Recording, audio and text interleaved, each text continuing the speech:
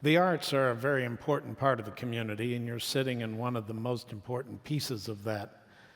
I next have the privilege of introducing somebody who also lives just next door at the Alliance Theater and is a dear friend, as well as being a nationally famous director and the head of the Alliance Theater. One of the things that the Alliance has done under Susan's leadership is create the Candida Playwriting Competition, which is a senior graduate playwright competition in which the reward is not a reading of the play, it's an actual production. And it's produced a level of talent over the years that's quite remarkable. So Susan is very much in the business of not just growing the talent here, but building the vision of Atlanta as a national stage with just a local address. She is the former head of the theatrical group, the TCG, the Theatrical Communications Group, and is someone who has given a real sense of meaning to a lot of new things that have been started in Atlanta. You may not know The Color Purple as a play started on this stage. The Ghost Brothers of Darkland County, Bring It On the Musical, the 25th Annual Putnam County Spelling Bee, Sister Act as a musical, all next door. And I'm pleased to introduce the Artistic Director of the Alliance Theater, Susan Booth.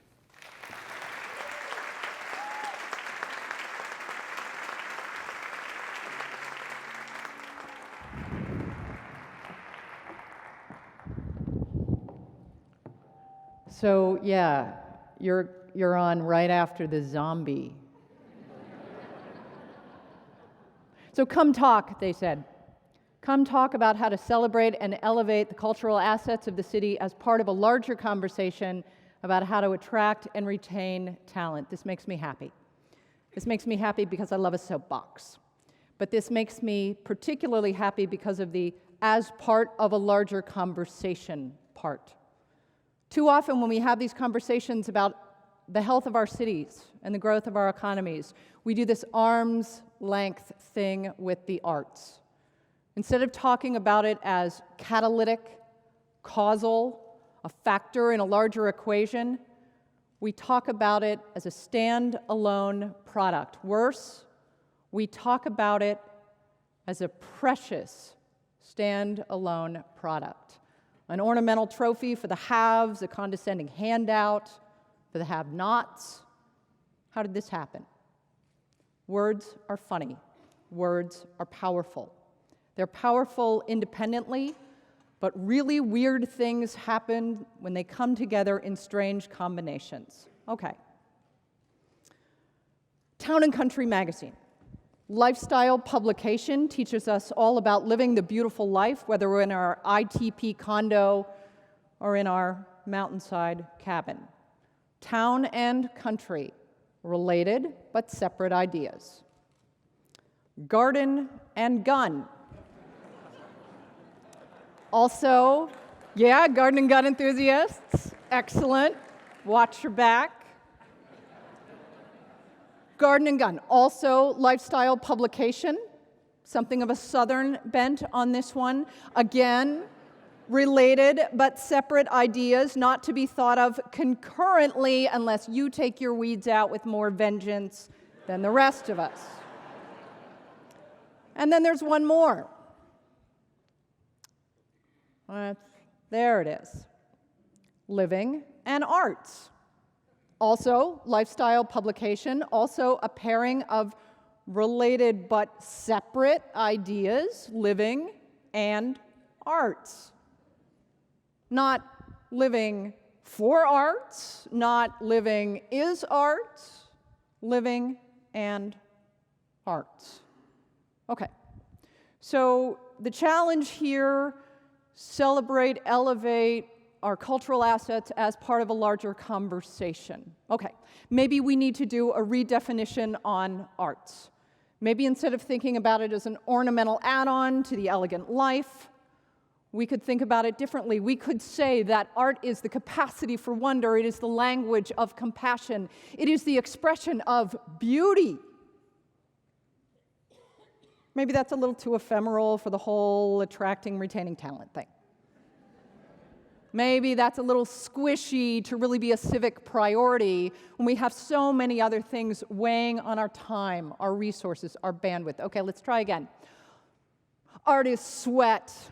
Art is muscle. Art is real and concrete. And once you surrender to it, it can take you to the mat and you'll never know what happened. Art is wonder. Art is compassion. And there is nothing ephemeral about beauty. Beauty launched a ship. It launched thousands of them, according to the ancient Greeks. And oh, those ancient Greeks. Whole lot of shaking going on, 6th century BC Athens. Same people, same place, same time, created democracy and theater. So Athenian democracy was a fantastic experiment in direct participatory democracy. These folks didn't elect a representative to go vote on legislation and bills. The Athenians showed up, a whole lot of them without reference to economic class. And implicit in the model was the hearing of multiple truths, the airing of multiple truths, and then the voting on that which best aligned with your own values. So at the same time democracy is evolving, so too is theater. And you, lucky ducks, are about to get a 2-minute lesson in the evolution of theater. More than you paid for. All right, here's how it starts. These are not-for-profit slides.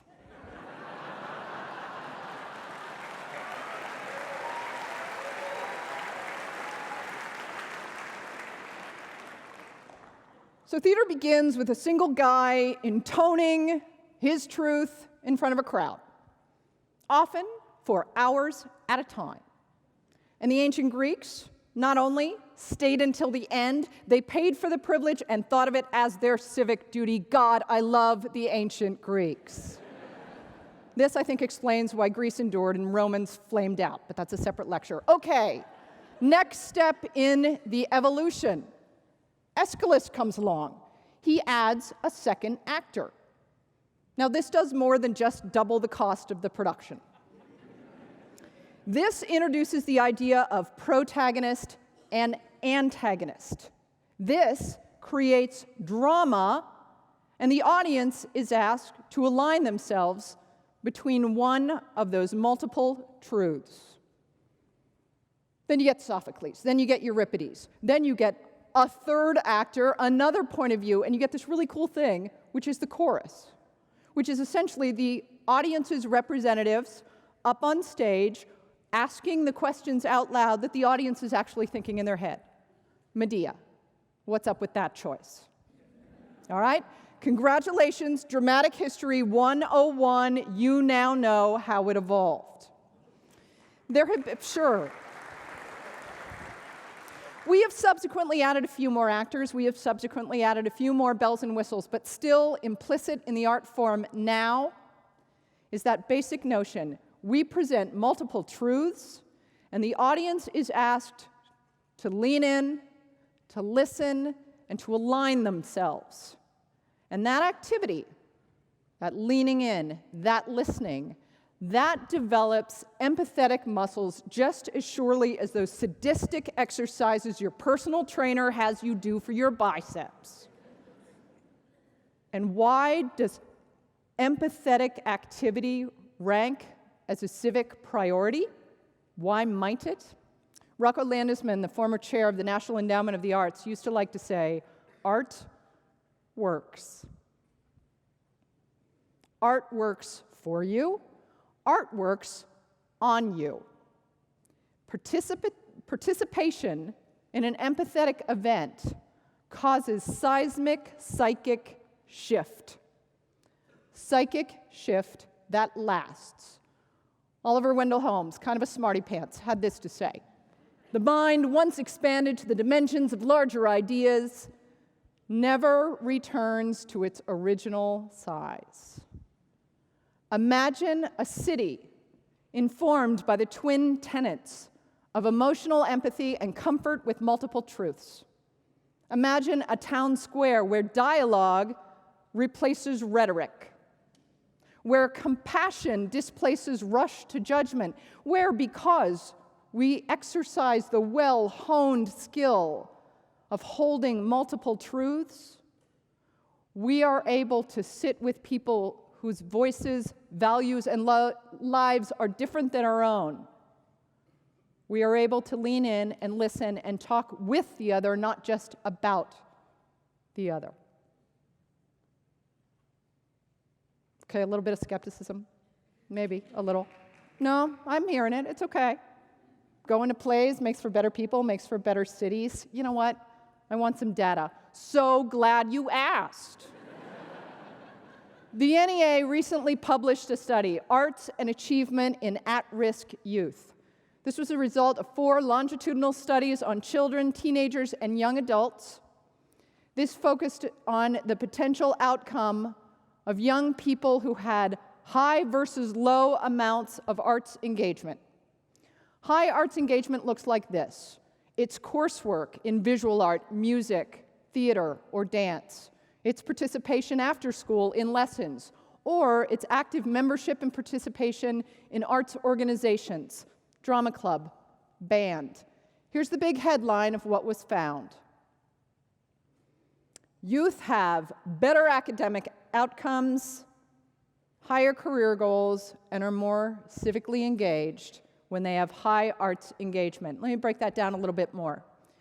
Here's who was studied in these 4 longitudinal studies.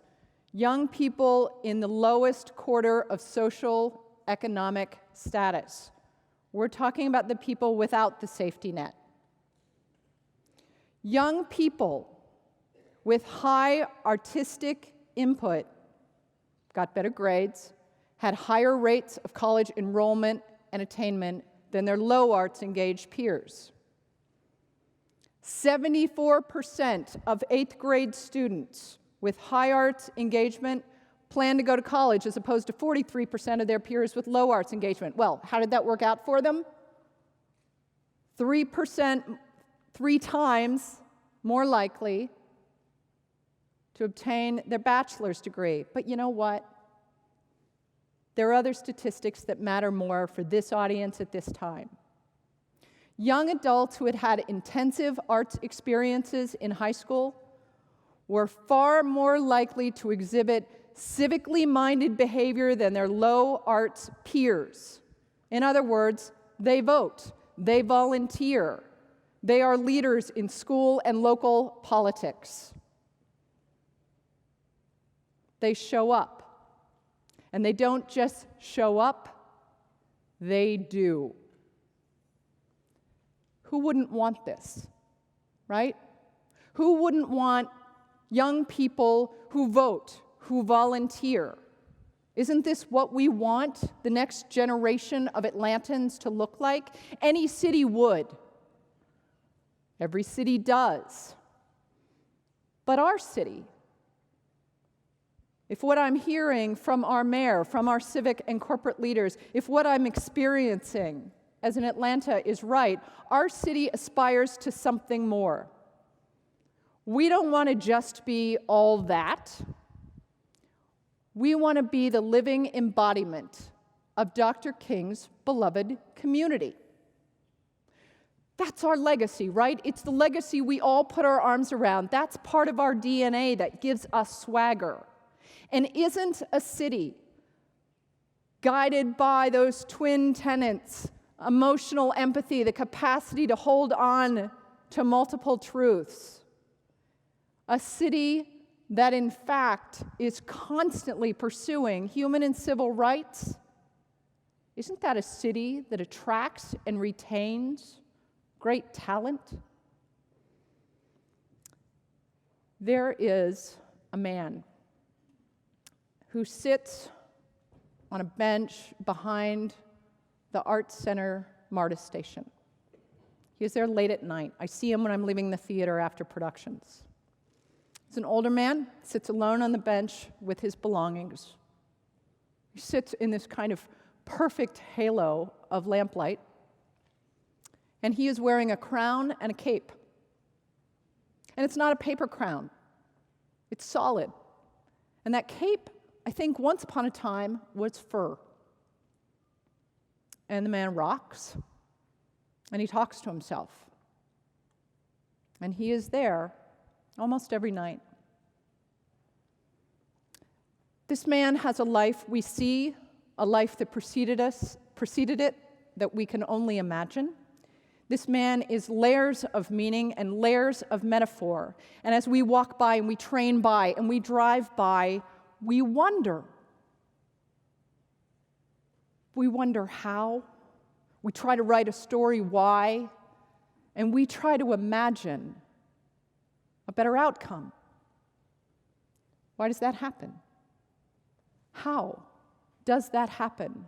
That we wonder, that we write, that we imagine, that we care.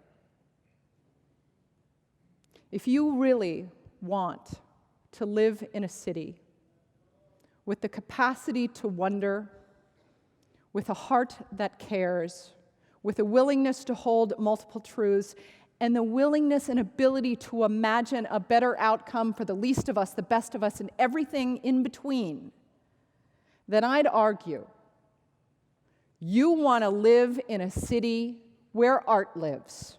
You want to live in a city where art works, and you want to live in a city where art is always part of the larger conversation. Thank you very much.